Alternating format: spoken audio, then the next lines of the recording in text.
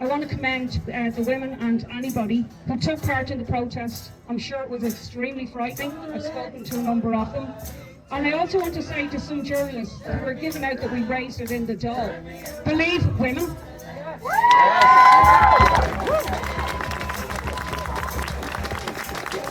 Have we learned nothing from Ireland's history, where we don't believe people when they tell us how they've been abused by the system? Another thing, it's hard to take from a journalist who actually exposed Garda corruption to now turn around and automatically believe Garda's version of events over Mothers, you know?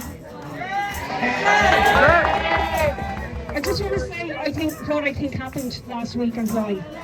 So when he was asked in the Dáil by myself and Paul Murphy and other TDs about the protest and the reaction of the Gardaí, totally peaceful protest, he seemed to place a lot of emphasis on the Dáil being kept accessible at all times. He said about the sanctity of the Dáil, and he kind of alluded to the far-right protest. But first of all, there's no comparison between us, these women, and the far-right, first of all.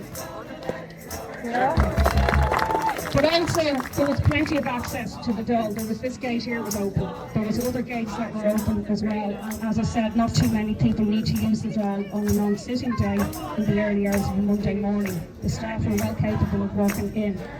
But I believe this is part of a process that we are seeing all around Europe and the world, whereby Amnesty International reported on incredible attacks on protesters all throughout Europe.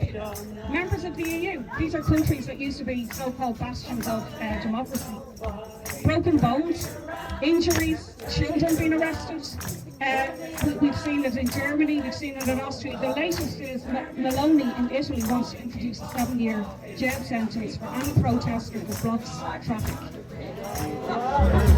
And these are the kind of laws that are being brought in.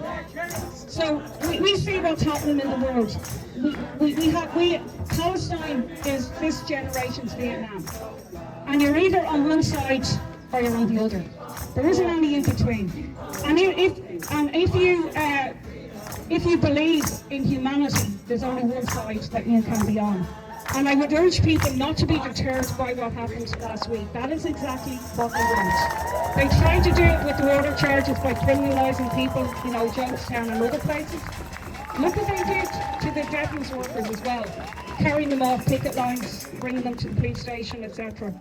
And the message is trying to be sent out, and I think this is definitely part of a new policy. But I will deliver this happily to Micheál Martin, and I will make sure that he gets it, and well done to everybody. Keep it up.